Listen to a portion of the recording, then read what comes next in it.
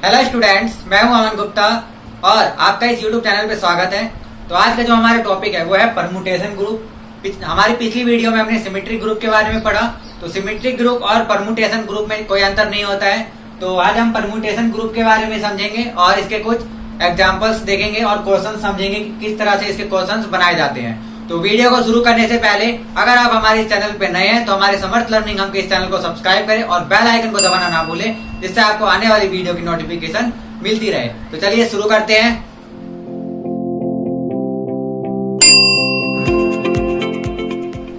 तो आइए देखते हैं कि परमुटेशन ग्रुप क्या होता है।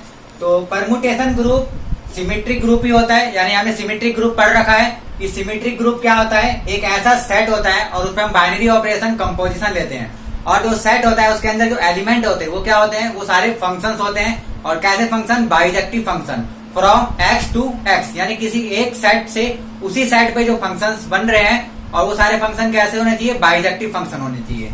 यानी कि जो हम एस एक्स लेते थे उसको हम क्या बोलते हैं? सिमेट्रिक ग्रुप बोलते हैं। तो इसके अंदर जो एलिमेंट होते हैं वो क्या होते हैं? फंक्शंस होते हैं। और कैसे फंक्शन? बाइजेक्टिव फंक्शन, यानी कि जो 1 1 भी हो और 2 भी हो। और कहां से कहां तक? यानी एक सेट एक्स से एक्स के मतलब फ्रॉम एक्स टू एक्स पे ही जो फंक्शन बाइजेक्टिव है वो सारे एस एक्स के एलिमेंट होते हैं। और इस पे हम बाइनरी ऑपरेशन का लगाते हैं कंपोजिशन। तो ये क्या बन जाता है? एक सिमेट्रिक ग्रुप। तो सिमेट्रिक ग्रुप को हम परमुटेशन ग्रुप भी बोलते हैं। तो परमुटेशन ग्रुप, तो आइए इसको हम कुछ एक्सप्लेन के साथ समझते हैं। यानी अगर हम यहाँ पे x की जगह यानी x में जो एलिमेंट है उसको हम मान लेते हैं कि ये कुछ एलिमेंट है 1 2 3 और ये n तक है।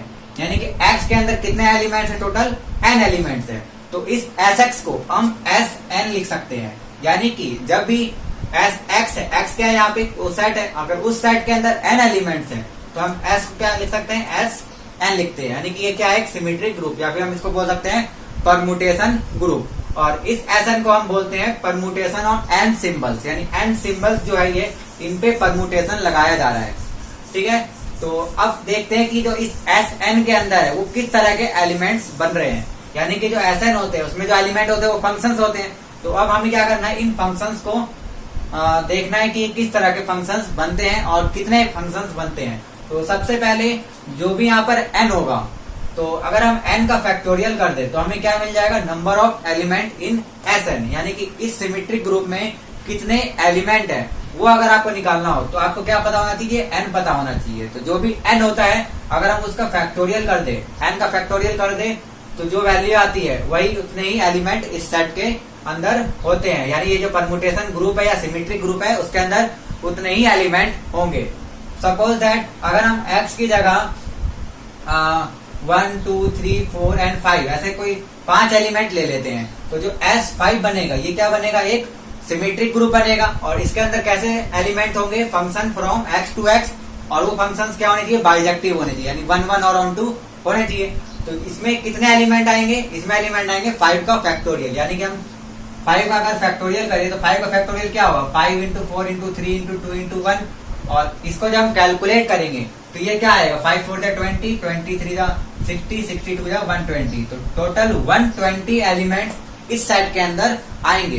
तो इन 120 एलिमेंट्स को लिखना थोड़ा मुश्किल होता है, लेकिन इनका जो पैटर्न है वो किस तरह से बनेगा, यानी हर एलिमेंट का जो पैटर्न है वो किस तरह से होगा, आइए देखते हैं। तो हम मान लेते हैं कि इस S5 का हम कोई एक एलिमेंट जनरेट कर रहे हैं, यानी इसका जो कोई भी एक एलिमेंट होगा वो किस तरह से दिखाई देगा।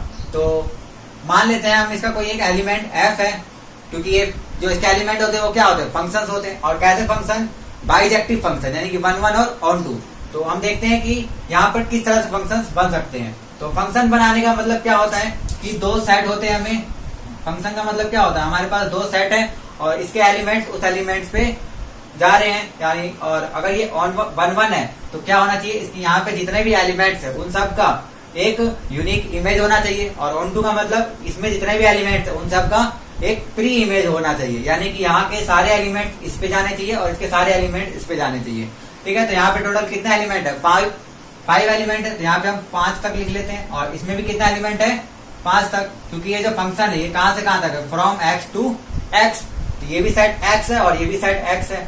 अब यहाँ से क्या करना है? इसके एक एलिमेंट को उसके एक एलिमेंट के पास लेकर जाना है। यानी कि हम कुछ भी ले सकते हैं, जैसे ये 1 है, ये कितने जगह पे जा सकता है, ये 1 पे जा सकता है, 2 पे जा सकता है, 3 पे, 4 पे और 5 पे, यानी कि इस 1 के पास कितने ऑप्शन है जाने के लिए, 5 ऑप्शन है। तो अगर मान लेते हैं कि 1 पे चला गया, यानी किसी भी एक वैल्यू पे चला गया, तो अब जो 2 है उसके पास कितने ऑप्शन है जाने के लिए, उसके पास सिर्फ 4 ऑप्शन बचेंगे, यानी कि 1 जिस पे चला गया 2 अब उस पे नहीं जा सकता, तो 2 जो है वो बाकी के बच्चे 4 पे जाएगा, तो इसलिए 2 के पास कितने ऑप्शन है, 4 ऑप्शन है। इसी तरह अगर 2 हम मान लेते हैं कि 3 पे चला गया या किसी भी नंबर पे चला गया, तो 3 के पास अब कितने ऑप्शन है, सिर्फ 3 ऑप्शन, क्योंकि जहां 1 और 2 गए हैं 3 वहां पर नहीं जा सकता, तो बाकी जो 3 जगह बचे वहां पे जा सकता है, तो 3 के पास कितने ऑप्शन बचेंगे, 3 ऑप्शन। अब मान लेते हैं कि 3 जो है वो 2 के पास चला गया या किसी भी नंबर के पास चला गया, तो जो 4 है अब उसके पास कितने ऑप्शन है, अब उसके पास सिर्फ 2 ऑप्शन बचे हैं, क्योंकि 1, 2 और 3 जहां पर गए हैं वहां पे 4 नहीं जा सकता, तो इसलिए 4 के पास क्या ऑप्शन है, सिर्फ 2 ऑप्शन है, तो यहाँ पे हम 2 मल्टीप्लाई करते हैं। तो अब मान लेते हैं कि 4 5 के पास चला गया, तो 5 के पास सिर्फ एक ऑप्शन बचेगा कि जो भी नंबर बच गया है, यानी कि 1 2 3 4 जिस पे चलेगा उसको छोड़कर जो भी नंबर बचा है 5 वहां चला जाएगा, तो 5 के पास कितने ऑप्शन है, सिर्फ 1 ऑप्शन है। और इन सबको जब हम मल्टीप्लाई करते हैं तो यही आता है, यानी कि ये जो है क्या होता है, एक तरह का 5 का फैक्टोरियल होता है। तो इसी तरह से जितने भी एलिमेंट किसी सेट के अंदर होते हैं और उस सेट से अगर हम परमुटेशन ग्रुप या फिर सिमेट्रिक ग्रुप बनाए, तो उस ग्रुप के अंदर कितने एलिमेंट आएंगे, उसका फैक्टोरियल, यानी कि नंबर ऑफ एलिमेंट जो भी है उसका फैक्टोरियल हम कर देते हैं, तो इस सेट का एलिमेंट्स निकल आते हैं। ठीक है, तो यहां से हमने देखा कि हमने ये एक फंक्शन बनाया, यानी कि इस फंक्शन में हमने क्या किया, 1 को 1 के पास भेज दिया, 2 को 3 के पास, 3 को 2 के पास, 4 को 5 के पास और 5 को 4 के पास। इसी तरह से टोटल कितने वेज में ये जा सकते हैं, 120 वेज, यानी कि इन सब के पास अलग अलग तरीके से जाने के ऑप्शंस हैं, तो अलग अलग तरीके से ये 120 बार बन सकते हैं फंक्शन, तो टोटल 120 फंक्शन बनेंगे, तो टोटल 120 एलिमेंट हो जाएंगे। फिलहाल ये जो बनाएंगे सिर्फ एक एलिमेंट बना है, और ये जो एलिमेंट है हम उसको कुछ इस तरह से लिख सकते हैं कि अगर F1 है तो F1 की वैल्यू क्या है, यहाँ पे F1 की वैल्यू 1 है, F2 की वैल्यू क्या है, यहाँ पे F2 किस पे जा रहा है, 3 पे, F3 किस पे जा रहा है, 2 पे, और F4 किस पे जा रहा है, इसी तरह 5 पे, और F5 किस पे जा रहा है, 4 पे। तो इन सब को अगर हम एक एलिमेंट के रूप में लिखे तो इस तरह से हम लिखेंगे, यानी यहाँ पर हम क्या कर देंगे, कोई एक एलिमेंट लिख देंगे और उसका फंक्शन लिख देंगे, यानी कि जो F1 है वो किस पे जा रहा है, 1 पे जा रहा है, तो F1 के नीचे हम क्या लिख देंगे, 1 लिख देंगे। F2 किस पे जा रहा है, या सिंपल इसको हम ऐसे लिख सकते हैं कि जो एलिमेंट 1 है, एलिमेंट 1 का जो फंक्शन है F1 वो किस पे गया, 1 पे गया, तो 1 के नीचे 1 आ जाएगा। इसी तरह जो 2 है वैल्यू, जो एलिमेंट 2 है उसका जो फंक्शन है, फंक्शन की वैल्यू 2 पे क्या है, 3, तो 2 के नीचे यहाँ पर क्या आ जाएगा, 3 आ जाएगा। इसी तरह 3 के नीचे F3, 4 के नीचे F4 और 5 के नीचे F5। तो अगर हम इसको सिंपल रूप में लिखे तो क्या लिखेंगे, 1 के नीचे हम क्या लिखेंगे, F1, यानी F1 की जो वैल्यू है, और F1 की वैल्यू क्या है यहाँ पे 1, तो 1 के नीचे 1 आ गया। 2 के नीचे क्या आ जाएगा, F2 की वैल्यू यानी कि 3, इसी तरह 3 के नीचे 2, 4 के नीचे 5 और 5 के नीचे 4। तो ये जो बना ये क्या है, एक एलिमेंट बना है किसका, इस S5 के सेट का, यानी कि जो S5 है हमारा एक सिमेट्रिक ग्रुप है या सिमेट्रिक सेट है, तो इस सेट का ये एक एलिमेंट है। ठीक है, इसी तरह से टोटल 120 एलिमेंट हो सकते हैं, यानी कि इनको अलग अलग तरीके से हम अरेंज करके टोटल 120 तरीके से अरेंज कर सकते हैं, तो 120 एलिमेंट टोटल बन जाएंगे। इसको अगर हम सिंपल तरीके से लिखे तो ये जो सिंपल तरीका है, अगर हम इसको एक लाइन में लिखना चाहे तो कुछ इस तरह से लिखते हैं, यानी हम यहाँ पर क्या करते हैं, जो भी ये नंबर है यहाँ पे 1 है तो किस पे गया, ये 1 पे गया, तो 1 पे जा रहा है तो ये क्लोज हो जाएगा, यानी कि यहाँ पे हम इसको लिखने की जरूरत नहीं है। अगर ये किसी और वैल्यू पे जाता तो हम इसको किसी और वैल्यू पे लिखते हैं। अब जैसे यहाँ पे 2 3 पे गया तो यहाँ पे हम लिखेंगे 2, और फिर ये किस पे गया, 3 पे, तो इसका अगला नंबर लिख देंगे यहाँ पे हम 3। फिर देखेंगे 3 किस पे गया, 3 गया 2 पे, तो 3 2 पे आ गया, यानी क्लोज हो गया, तो यहाँ पे हम क्या कर देंगे, क्लोज कर देंगे इस तरीके से। अगर 3 किसी और नंबर पे जाता तो 3 के बाद हम वो वाला नंबर लिख देते, फिर उस नंबर को देखते कि वो किस पे जा रहा है। ठीक है, तो क्योंकि अब ये क्लोज हो गया तो हम अगले नंबर पे बढ़ेंगे, यानी कि 2 और 3 हो चुके हैं, अब जाएंगे हम 4 पे, तो 4 किस पे जा रहा है, 5 पे, तो यहाँ पे हम लिख देंगे 4 किस पे गया, 5 पे, और 5 किस पे जा रहा है, 4 पे, यानी कि फिर से ये क्लोज हो गया। तो इस एलिमेंट को हम इस तरीके से भी लिख सकते हैं, सिंपल तरीके से, यानी कि ये और ये दोनों एक ही चीज है। यहाँ पे 1 के बारे में डिफाइन नहीं किया गया है, इसका मतलब क्या है कि 1 के पास ही जा रहा है। ठीक है, यानी कि 1 जो है वो एक तरह से सेल्फ इनवर्स है, यानी कि वो अपने आप पे ही जा रहा है। तो यहाँ पे 2 3 पे जा रहा है, 3 2 पे जा रहा है। इससे हम यहाँ से समझ जाते हैं कि 2 किस पे गया, 3 पे, और 3 के बाद कोई नंबर नहीं है तो 3 किस पे आ जाएगा, सबसे फर्स्ट वाले पे, यानी कि 3 किस पे जाएगा, 2 पे। इसी तरह 4 5 पे जा रहा है और 5 किस पे जा रहा है, 4 पे जा रहा है, क्योंकि 5 के बाद कोई नंबर नहीं है तो ये फर्स्ट वाले पे आ जाएगा। ठीक है, तो हमने ये एक एलिमेंट देखा। इसी तरह के हम कोई दूसरा एलिमेंट भी देख सकते हैं। तो आइए हम कुछ और एलिमेंट देखते हैं और उनको किस तरह से हम जनरेट करते हैं सीखते हैं। तो आइए देखते हैं। तो अब हमें क्या करना है, अब हम कोई दूसरा एलिमेंट लेते हैं। तो जो हमारा x था वो क्या था, हमारा 1 से लेकर 5 तक था। ठीक है, और हम किसका एलिमेंट निकाल रहे हैं, S5। और S5 क्या है, एक परमुटेशन ग्रुप, यानी कि एक सिमेट्रिक ग्रुप। ठीक है, तो S5 जो है हमारा एक परमुटेशन ग्रुप है और इसके हमने एक एलिमेंट चेक कर लिया, यानी एक फंक्शन हमने देख लिया। जिस फंक्शन में जो 1 था वो 1 पे जा रहा था, 2 3 पे, 3 2 पे, 4 5 पे और 5 4 पे जा रहा था। अब इस तरीके से ये जो एलिमेंट्स है वो अलग अलग तरीके से अलग अलग जगह जा सकते हैं। और टोटल कितने तरीके हैं, 120 तरीके हैं, यानी कि 120 एलिमेंट है। तो सारे एलिमेंट को लिखना तो मुश्किल है, लेकिन हम उन एलिमेंट्स का फॉर्मेट देख सकते हैं कि वो किस तरीके से बन रहे हैं। तो आइए हम एक और एलिमेंट चेक करते हैं, यानी एक फंक्शन लेते हैं और उस फंक्शन में हम मान लेते हैं कि जो 1 की वैल्यू है वो जा रही है 2 पे, F2 की जो वैल्यू है वो जा रही है मान लेते हैं 4 पे, F3 की वैल्यू है 5 पे, F4 की वैल्यू है 1 पे और F5 की वैल्यू है 3 पे। इस तरह से हमने हर एक वैल्यू को कहीं ना कहीं भेज दिया, यानी कि 1 1 और ऑन 2 फंक्शन हो गया, क्योंकि हर एक एलिमेंट का एक यूनिक इमेज है और हर एलिमेंट का एक प्री इमेज है।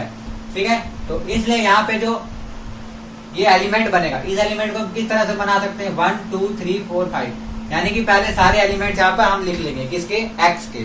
ठीक है, जो भी सेट हमने लिया है उसके सारे एलिमेंट हमने यहाँ पे लिख लिए।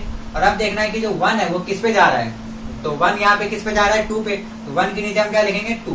इसके बाद हमें देखना है कि जो फंक्शन 2 की वैल्यू है वो क्या है, तो फंक्शन 2 की वैल्यू क्या है यहाँ पे, 4, तो 2 की वैल्यू हमने नीचे लिख दिया 4। अब देखेंगे 3 की जो वैल्यू है फंक्शन में कहाँ पे जा रही है, 5 पे, तो 3 के नीचे हमने क्या लिख दिया, 5। इसी तरह 4 कहाँ जा रहा है, 1 पे, तो 4 की जगह हम क्या लिख देंगे, 1। और 5 कहाँ जा रहा है, 3 पे, तो 5 के नीचे हम क्या लिख देंगे, 3। तो ये हमारा एक एलिमेंट बन गया। इस एलिमेंट को हम सिंगल रूप में इस तरह से भी लिख सकते हैं, यानी कि 1 कहाँ पे गया, 2, तो यहाँ पे हम 1 लिखेंगे, इसके बाद क्या लिखेंगे, 2 लिख देंगे। इसके बाद हम देखेंगे 2 किस पे गया है, तो 2 यहाँ पर किस पे गया है, 4 पे, तो 2 के बाद हम क्या लिख देंगे, 4 लिख देंगे। इसके बाद देखेंगे जो 4 है वो किस पे जा रहा है, 1 पे जा रहा है, तो यहाँ पे हमने 1 पहले लिख दिया है, तो यहाँ पे ये क्या हो जाएगा, क्लोज हो जाएगा। ठीक है, अब इसके बाद हम अगले नंबर बढ़ेंगे, यानी कि 1 2 और 4 हो चुका है, यहाँ पे क्या बच गया था, 3 बच गया था। तो अब हम यहाँ पे क्या कर देंगे, 3 भी लिख देंगे, और 3 किस पे जा रहा है, 5 पे, तो 3 के बाद हम क्या लिख देंगे यहाँ पे, 5, और 5 किस पे जा रहा है, 3 पे, तो क्योंकि यहाँ 3 पहले आ गए तो फिर से क्लोज हो जाएगा। तो इस तरीके से हमने इस एलिमेंट को इस फॉर्म में लिख दिया। इसी तरीके से अलग अलग एलिमेंट्स को हम अलग अलग फॉर्म में लिखते हैं। अगर हम मान लेते हैं कि यहाँ पे कोई एक ऐसा एलिमेंट आ जाए कि जिसमें 1 1 पे जा रहा है, 2 2 पे जा रहा है, 3 3 पे जा रहा है, 4 4 पे जा रहा है, 5 5 पे जा रहा है, यानी हर एक एलिमेंट हर एक नंबर पे जा रहा है, तो इसको हम इस तरह से भी लिख सकते हैं कि 1 2 3 4 एंड 5, यानी कि हर एलिमेंट अपने पे जा रहा है, तो यानी कि 1 लिखा और उसके बाद ये क्लोज हो गया, 2 लिखा उसके बाद फिर से क्लोज हो गया, 3 लिखा इसी तरह क्लोज हो गया। तो इस ऐसे एलिमेंट को हम क्या बोलते हैं, ये जो एलिमेंट है ये हर एक एलिमेंट मतलब इसमें अपने ऊपर ही जनरेट हो रहा है, यानी कि अपने पर ही बन रहा है। तो इस तरह के जो एलिमेंट होता है, ये एलिमेंट इस ग्रुप का आइडेंटिटी एलिमेंट होता है, यानी कि ये जो एलिमेंट है ये एक अनोखा एलिमेंट है, सिंगल, इसको सिर्फ इस तरीके से लिख सकते हैं, यानी हर एलिमेंट अपने आप पे ही जा रहा है। तो ये जो एलिमेंट है ये क्या एलिमेंट कहलाएगा, आइडेंटिटी एलिमेंट, यानी कि एक खास तरह का एलिमेंट है और इसको हम बोलते हैं आइडेंटिटी एलिमेंट। तो किसी भी परम्यूटेशन ग्रुप में या सिमेट्रिक ग्रुप में जो एलिमेंट यानी वो फंक्शन जिसमें हर वैल्यू अपने ऊपर ही जा रही होती है, उस वैल्यू को या उस एलिमेंट को हम क्या बोलते हैं, उस सेट का या उस ग्रुप का आइडेंटिटी एलिमेंट बोलते हैं। ठीक है, तो S5 का जो आइडेंटिटी एलिमेंट है वो क्या है, ये, यानी कि इसको हम क्या बोलेंगे, आइडेंटिटी एलिमेंट है।